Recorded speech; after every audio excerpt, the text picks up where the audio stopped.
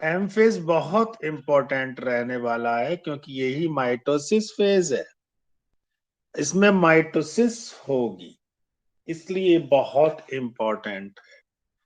Mitosis phase मतलब dividing phase है, cell बटेगी। अब तो it starts with the nuclear division, with the nuclear division. Nucleus के division होने को कहते हैं कैरियोकाइनेसिस। समझे? एक होता है साइटोकाइनेसिस, ये है कैरियोकाइनेसिस, न्यूक्लियस का डिवाइड होना। एंड एंड्स विद और अंत होता है, देखो पहले न्यूक्लियस बटेगा, उसी के बाद सेल बटेगी। समझे? ये नहीं कि पहले ही सेल बट के रख जाए। तो कैरियोकाइनेसिस मतलब न्यूक्लियस का डिवाइड होना, साइटोकाइनेसिस मतलब सेल का डिवाइड होना।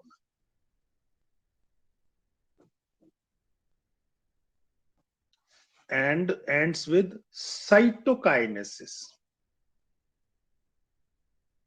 या साइटोप्लाज्मिक डिवीजन, जिसे हम कहेंगे साइटोकाइनेसिस। अब हम टाइप्स ऑफ सेल डिवीजन की बात करेंगे।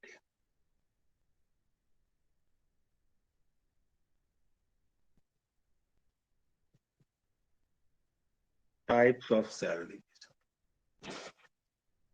एक तो आपकी बॉडी में सेल डिवीजन होता है, जो कि एक से दो सेल बनती हैं। एक आपकी जर्म सेल में होता है, जिसमें एक से चार सेल बना करती हैं। समझे? तो बच्चों, इसमें पहला वाला जो हम पढ़ते हैं उसका नाम है माइटोटिक सेल डिवीजन। पहला शुरू हो चुका है, इसको इक्वेशनल सेल डिवीजन भी कहते हैं। इक्वेशनल मतलब equal cell division.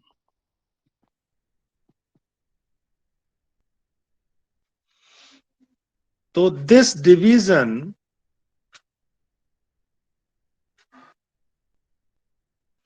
occurs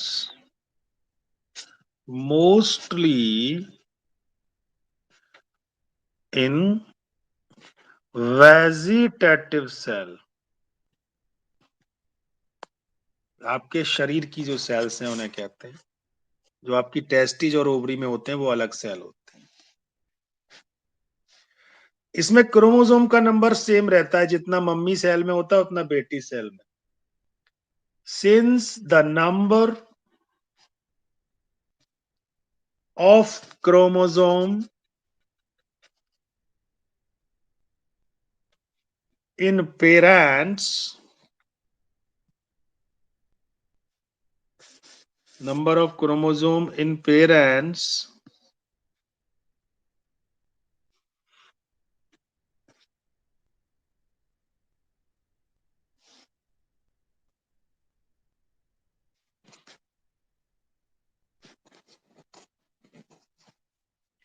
and progeny। Progeny मतलब बच्चे, आप अपने माँ बाप की प्रोजिनी हो। Cells remains same. अगर माँ बाप की सेल में चार हैं तो बच्चों की में भी चार होंगे, इसीलिए it is called as equational division.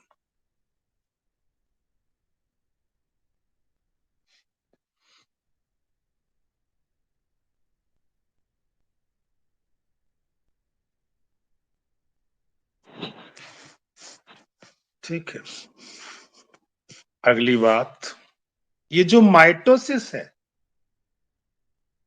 Mitosis is usually results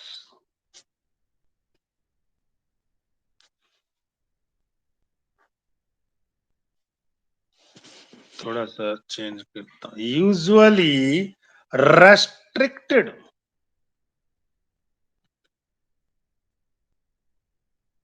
to the diploid cells only. Diploid मतलब नंबर ऑफ क्रोमोसोम डबल है।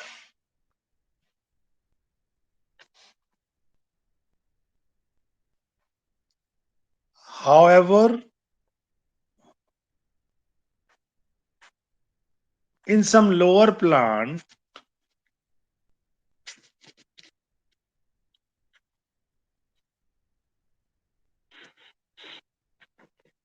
and insect, मच्छर मक्खी, comma, haploid cell also divide by mitosis. Haploid को एन से denote करते हैं। Cells also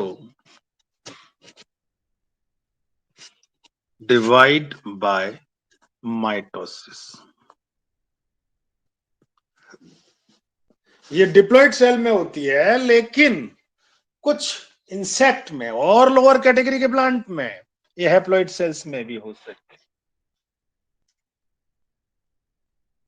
अगली बात, mitosis usually results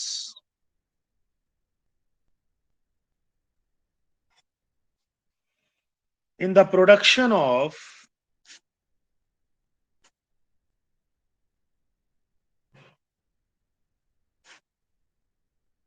diploid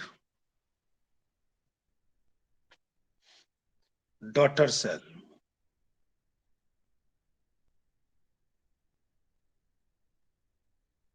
with identical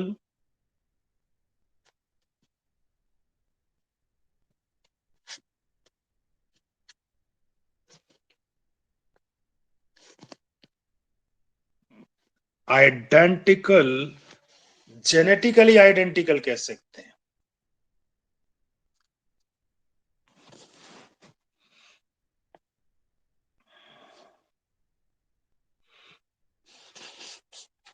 with identical, genetically, bracket में लिख दे रहा हूं, जेनेटिकली मतलब जीन्स वगैरह बिल्कुल सेम सेल्स। इस माइटोसिस के चार हिस्से होते हैं। Mitosis is divided into following 4 phases। कौन कौन से? सबसे पहला प्रोफेज, प्रो मतलब पहला। दूसरा मेटाफेज, तीसरा एनाफेज, चौथा टीलोफेज। जैसे आपके जीवन की 4 अवस्थाएं होती हैं। पहला जब आप किड्स होते हैं, दूसरा जब आप एडल्ट होते हैं, तीसरा जब आप मैच्योर होते हैं 30-40 साल के, और चौथा जब आप बुजुर्ग होते हैं।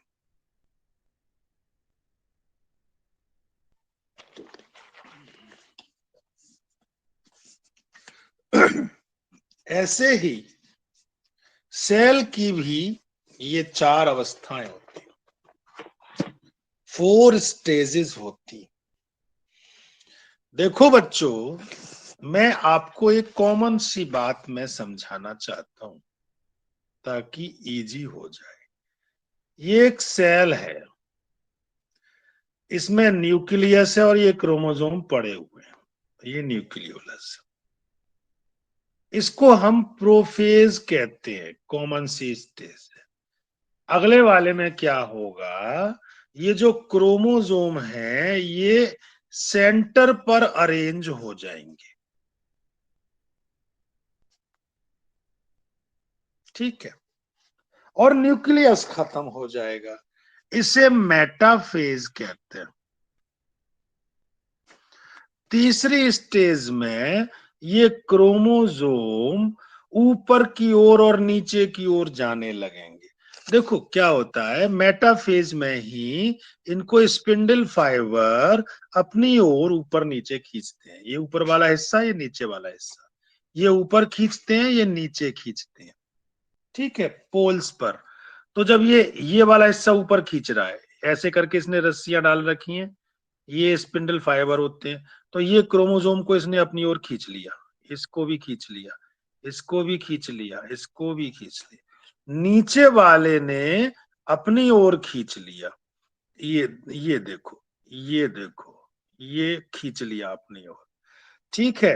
अब चौथी स्टेज में क्या होगा कि बीच में एक पट्टी पड़ जाएगी, ऐसे प्लेट बन जाएगी, और ये सेल दो हिस्सों में बट जाएगी। इस तरह से ये सेल दो हिस्सों में बट जाएगी। फिर इसमें न्यूक्लियस भी बन जाएगा, और ऊपर भी 4 हो गए और नीचे भी 4 क्रोमोसोम हो गए। न्यूक्लियस कहां से बना, क्योंकि ये जो स्पिंडल फाइबर है ये खत्म होके न्यूक्लियस बना देता है। आपने देखा कि एक सेल की 2 सेल बन गई लास्ट में, ये देखिए, एक सेल की 2 सेल बन गई। पहली सेल में भी 4 थे, दूसरी सेल में भी 4 है। एक सेल से 2 सेल, नंबर ऑफ क्रोमोसोम इसमें भी 4 और इसमें भी 4, जितने मदर में उतने बेटी में। इसको कहते हैं, कौन सा सेल डिवीजन कहेंगे, जल्दी से बोलो, माइटोसिस। एक से 2 सेल माइटोसिस। का बंद। हाँ जी, समझ में आ गया गहलावत। Yes sir. अब मैं इसे डिटेल में दे दूंगा।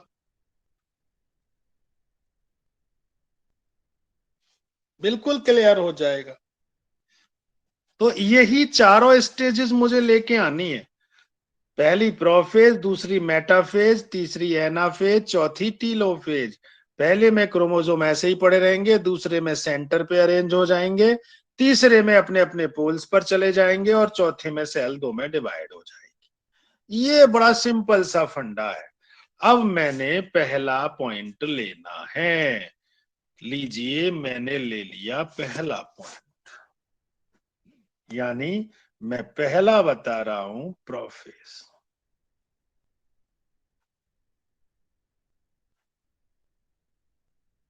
The first stage of mitosis, पहली है।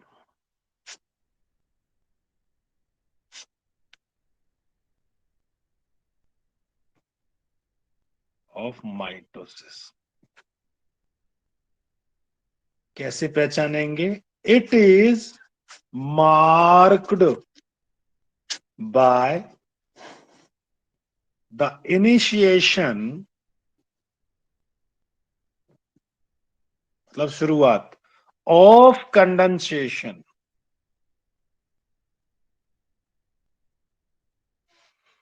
Of chromosome.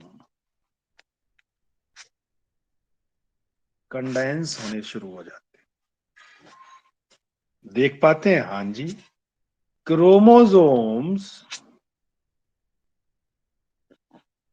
are seen to be composed of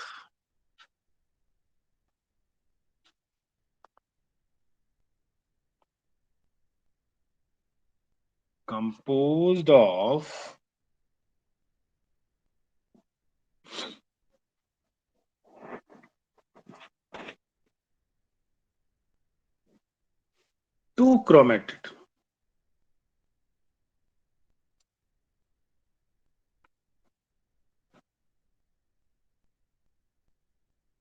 attached together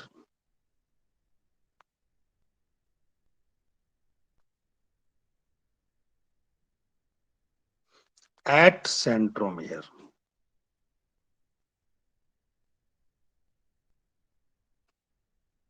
देखो होता कैसा है, क्रोमोसोम होता है ऐसा,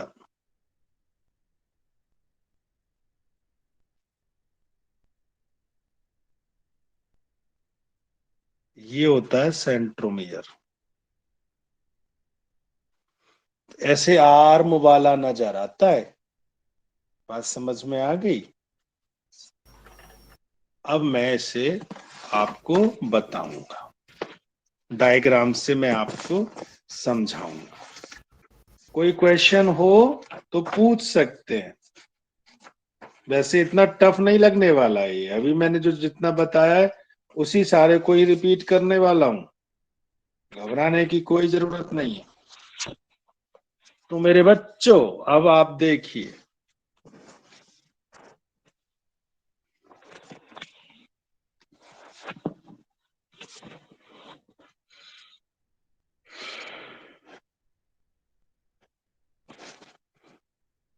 मैं ये एक सेल बना रहा हूं, प्लांट की है तो ये प्लांट्स की, एनिमल की मानो एनिमल की।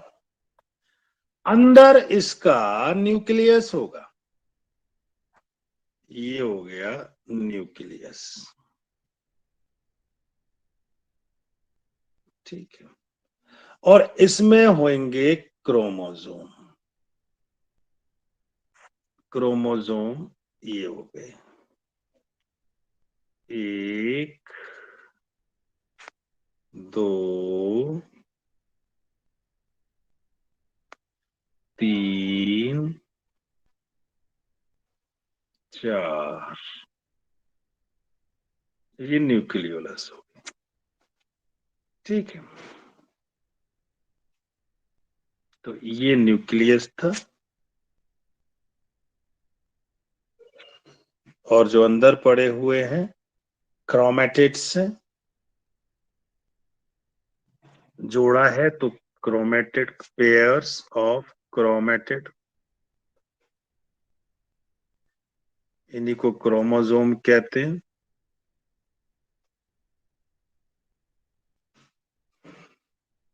ठीक है, ये इनका जो पॉइंट है ये वाला, ये सेंट्रोमियर है, और ये न्यूक्लियोलस है।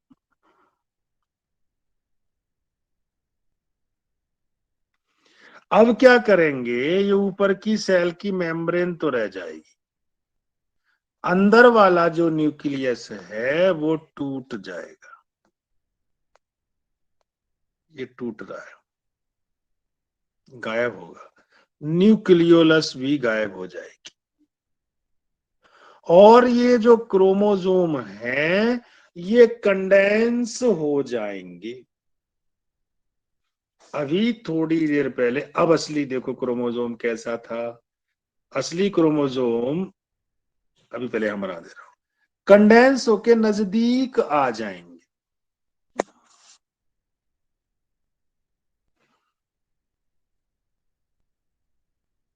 ये रहा, ये रहा, ये रहा, नंबर बरोबर है ना, बरोबर है। तो क्या हुआ, क्या हुआ, ये जो है सामने मैंने बनाए,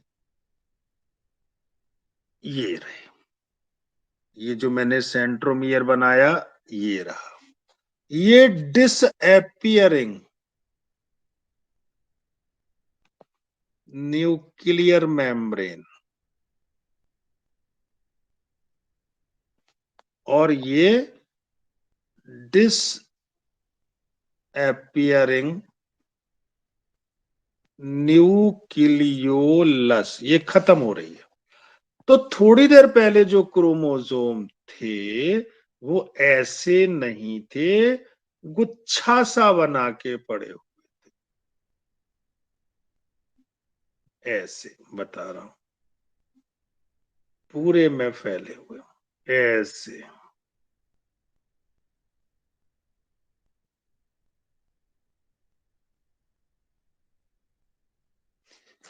समझे? ये था क्रोमेटिन नेटवर्क था। दोनों को कंपेयर करते हैं तब क्लियर होता है। तो जो पहली वाली स्टेज है ये भी प्रोफेज है, लेकिन इसका नाम है अर्ली प्रोफेज, और ये है बाद वाली लेट प्रोफेज। ये हुई। अब क्या होता है? Initiation of the assembly of mitotic spindle and microtubule of the cell cytoplasm इस प्रोसेस में हेल्प करती है। जब हम प्रोफेज को अकेले को देखेंगे तो क्रोमोसोम मटेरियल कंडेंस हो जाता है, chromosome composed of two chromatid नजर आते हैं। जो सेंट्रोसोम है उसमें डुप्लीकेशन हो गया था इंटरफेज के दौरान, जो लिखाया था उससे माइक्रोट्यूब्यूल बनते हैं जिनको एस्टर्स कहते हैं। मैं वो भी अब आपको शो करने जा रहा हूं। जो डिवाइड हुआ था उसके बारे उसको दिखाने जा रहा हूं। ये सेंट्रियोल आ गया। यहां की बजाय मैं यहां दूसरे में दिखाऊंगा।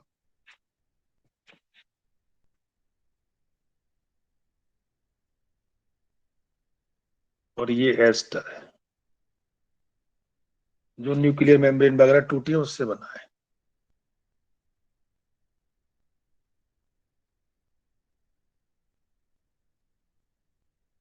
जो चमक सा रहा है ये एस्टर है, और ये अंदर जो दिख रहा है ये सेंट्रियोल है।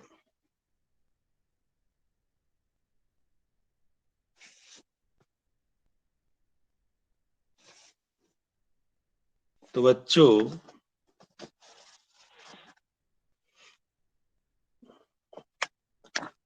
इसके बारे में हमें नोट देना होगा। तो ये बना है,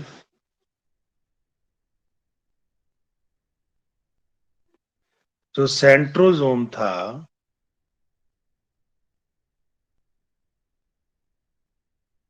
each centrosome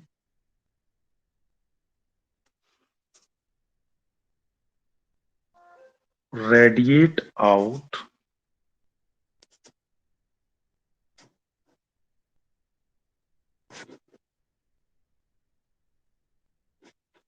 microtubules, जो नजर आ रही है माइक्रोट्यूब्यूल्स आपको डायग्राम में।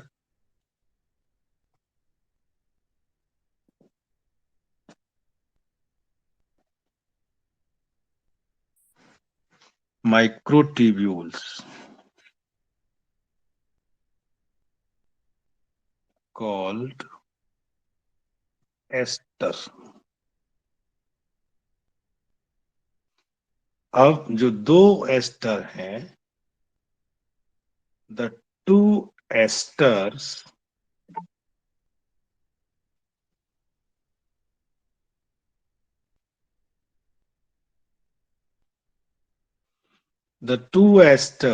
together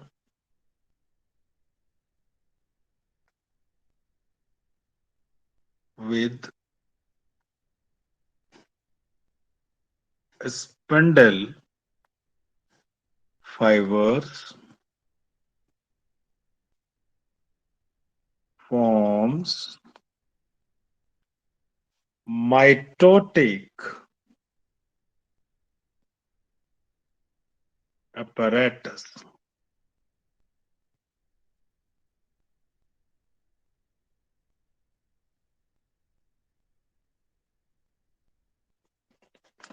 अब मेटाफेज आएगा। ये तो इसका डायग्राम था। मेटाफेज की बात करते हैं। नेक्स्ट फेज अभी प्रोफेज खत्म किया, उसमें हमने 2 स्टेजेस खत्म की। जो दूसरा हमारा फेज है वो है मेटाफेज। आप इतना डीपली ना जाएं, अपने उससे काम चलाएं, डायग्राम से ज्यादा क्लियर होगा। तो मैंने बताया था बाय दिस फेज, इस फेज में जो कंडेंसेशन है वो हो जाता है किसका? क्रोमोसोम का।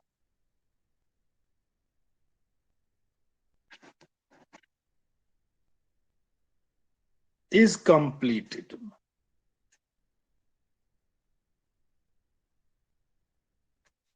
and they can be observed clearly under the microscope। NEET में बहुत बार क्वेश्चन आया है, अगर हमको क्रोमोसोम की स्टडी करनी हो तो हम किस स्टेज पर करें? उसका नाम है मेटाफेज स्टेज। तो बच्चों, जैसा भी आपने ये वाली ऊपर सेल देखी, अब इस सेल में क्या होगा? ये मैं फिर से सेल बना रहा हूं, ये बन गई सेल। इस सेल में क्या हुआ? मैं वो क्रोमोसोम भी बना रहा हूं, ये सेंटर पे अरेंज हो जाते हैं। ये सेंटर इक्वेटोरियल प्लेट कहते हैं, जहां पर ये अरेंज हुए और सेंट्रोमियर से चिपके हुए हैं। दूसरी चीज मैंने बताई थी कि ऊपर स्पिंडल फाइबर बनने लगा, ये मैं ऊपर नीचे बना दिया, और इससे ये चिपके रहते हैं। ये स्पिंडल फाइबर इनको अपने अपने पोल की ओर खींचेगा और ये अपोजिट पोल पे जाएंगे। तो इसमें साफ दिख रहा है कि chromosome on equator of spindle, ये क्रोमोसोम्स हैं, chromosomes on equator of spindle. ठीक है। और ऊपर नीचे जो आ रहे हैं ये स्पिंडल फाइबर है, स्पिंडल फाइबर। ये थे क्या एक्चुअल में? ये माइक्रोट्यूब्यूल्स थे, और क्या थे? माइक्रोट्यूब्यूल। और क्रोमोसोम बहुत मोटे मोटे से कंडेंस कंडेंस नजर आ रहे हैं। ये वाली बात हम नोट करेंगे जो हमें दिख रहा है। This is the stage eight which this is the stage at which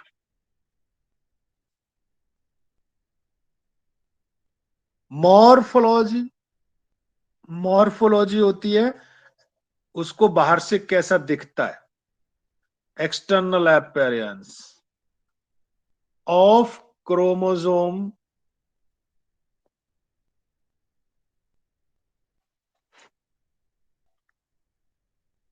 is most easily studied, आसानी से की जा सकती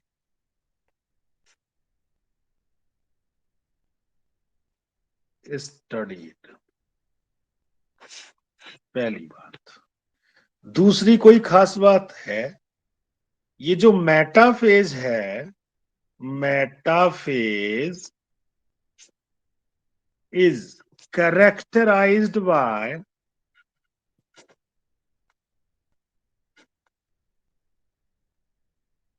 किसके द्वारा? All the chromosome coming to lie at equator.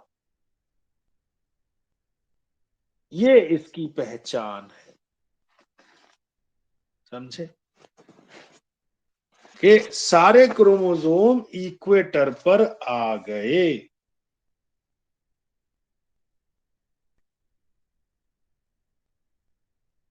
by that all chromosome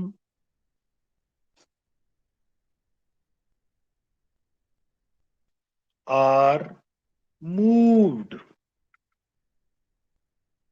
to spindle equator and get aligned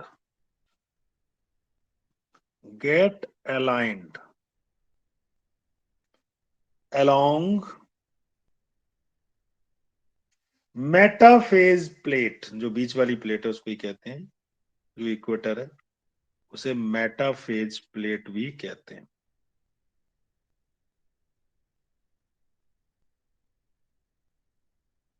through कौन align करता है? जो रस्सियां ऊपर थी, स्पिंडल फाइबर्स,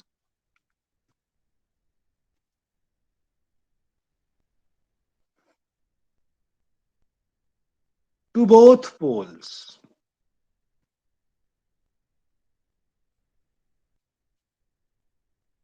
समझे? दोनों पोल्स पर। और ये जो स्पिंडल फाइबर हैं,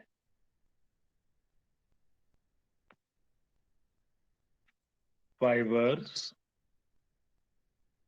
अटैच टू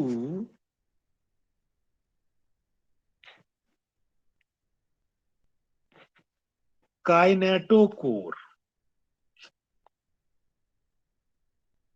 ऑफ क्रोमोसोम। अब कहोगे ये क्या है? देखो, ऐसा होता है क्रोमोसोम, ये सेंट्रोमियर है और सेंट्रोमियर में एक डिस्क होती है, ये काइनेटोकोर है, यहां से स्पिंडल फाइबर लगे रहते हैं। समझे? इस जगह से। तो ये मेटाफेज की खास बात थी। इस मेटाफेज में आपने देखा spindle fibers get attached to kinetochore of the chromosome and bring the chromosome on the equator of the spindle। ये क्रोमोसोम को यहां ले आता है, इक्वेटर ऑफ द स्पिंडल, यहां पे ले आता है। This phenomena is called congression, CONGRESSION।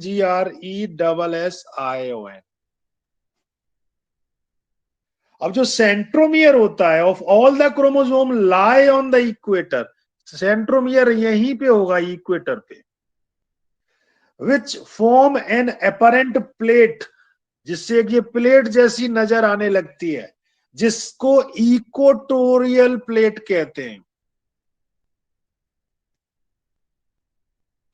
ऐसे जोड़ते हैं। In plant cell chromosome are irregularly arranged, अगर प्लांट की बात करें, लेकिन in animal cell smaller chromosome are usually central and larger one are peripheral.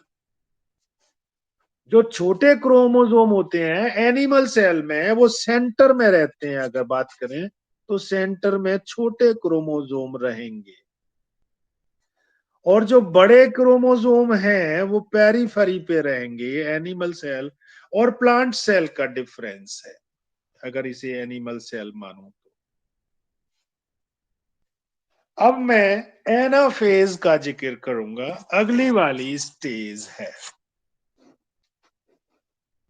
गौर करिए, अगली स्टेज पर, थर्ड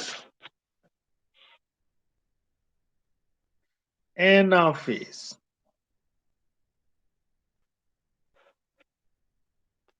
जाहिर सी बात है, ये क्रोमोसोम अपोजिट पोल पर चले जाते हैं, तो होगा क्या? ऐसे होगा। जो क्रोमोसोम थे, अब यहां पे वो है एस्ट्रल या माइक्रोट्यूब्यूल या स्पिंडल फाइबर जो बना हुआ था, जो सेंट्रियोल है, और जिससे निकल रहे हैं स्पिंडल फाइबर।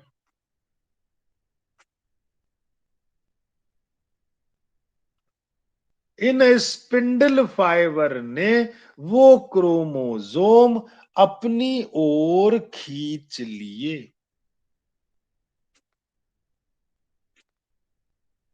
ये देखो, और ये चिपके हुए किससे हैं? सेंट्रोमियर से।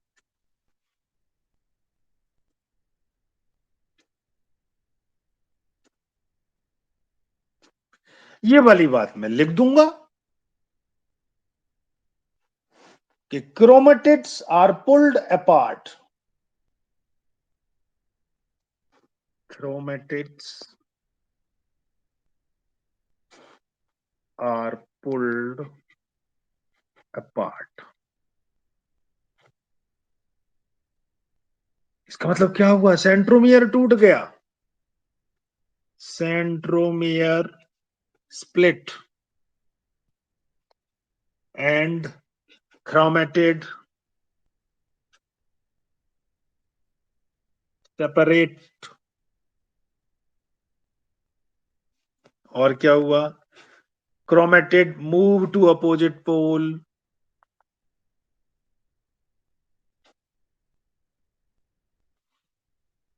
to opposite pole पर चले गए, दूसरे वाले पोल पर जा चुके।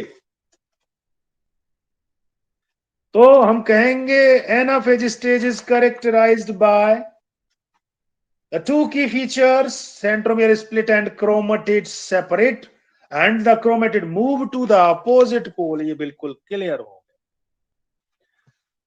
क्योंकि शुरुआत जो है इस स्टेज की, onset of this stage is marked by the splitting of centromere into two and shortening of the spindle fibre, वो भी छोटे हो जाते। अभी तक स्पिंडल फाइबर ऊपर से नीचे तक था, लेकिन जैसे ये शॉर्टनिंग होगा तो छोटा रह जाएगा, तो जो चीज यहां थी ये खिंच के यहां पहुंच जाएगी। शॉर्टनिंग ऑफ स्पिंडल फाइबर, ये बड़ा अच्छा शब्द है, ठीक है। शॉर्टनिंग क्यों होती है? Shortening of the spindle fibre occur due to slow removal of proteinaceous monomer in the polar region. जो पोलर साइड से ऊपर नीचे जहां जो प्रोटीन थी उसका रिमूवल धीरे धीरे होता है, ठीक। तो all the chromosome of a cell except the sex chromosome move towards the pole that is away from the equator. ये याद रखना, हर तरह का क्रोमोसोम ऊपर जाएगा, लेकिन सेक्स क्रोमोसोम जिसे एक्स या वाई कहते हैं, 45 एंड 46 यानी 23rd पेयर बिल्कुल नहीं जाएगा। अब क्रोमोसोम का जब माइग्रेशन होता है तो ये कभी वी जैसा नजर आता है, ऐसे जैसे ये क्रोमोसोम है, तो ये देखो ये वी जैसा नजर आ रहा है, उल्टा वी, या ऐसे ऐसे। कभी एल जैसा नजर आता है, कभी जे जैसा नजर आता है, ये इसकी शेप हो सकती है अलग अलग, ठीक है। अब मैं अगली स्टेज यानी लास्ट स्टेज पे पहुंचता हूं, उसका नाम है टीलोफेज। चौथी स्टेज टीलोफेज, अंतिम stage. Opposite chromosome cluster at the opposite spindle pole and their identity is lost. ऊपर चले गए, अब वो क्रोमेटिड नजर नहीं आ रहे। देखो होता क्या है, मैं डायग्राम के थ्रू आपको दिखाऊंगा कि टीलोफेज में, ये टीलोफेज की सेल है, ठीक है। ऊपर दोबारा से क्रोम वो न्यूक्लियस बन जाता है, बन गया, और न्यूक्लियोलस भी बन जाती है, बन गई। तो भैया ये तो बन गया न्यूक्लियर एनवेलप, और ये बन गई न्यूक्लियोलस। लेकिन ये यहीं पे रहेंगे, कौन है? एस्टर्स हैं, क्योंकि ये ऊपर अब इनको खींचेंगे नहीं, क्योंकि क्रोमोसोम अंदर कैद हो गए। कहाँ है क्रोमोसोम? क्रोमोसोम ने अंदर गुच्छा सा ऐसे बना लिया। तो हम इसको क्या कहेंगे? Chromatin thread.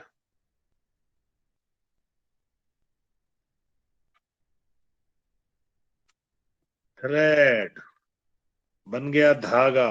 ये क्या है? Pair of centriole.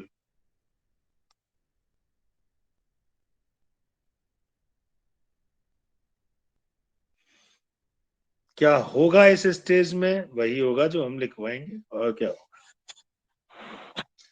तो इसमें होता क्या है? Chromosome cluster at opposite spindle pole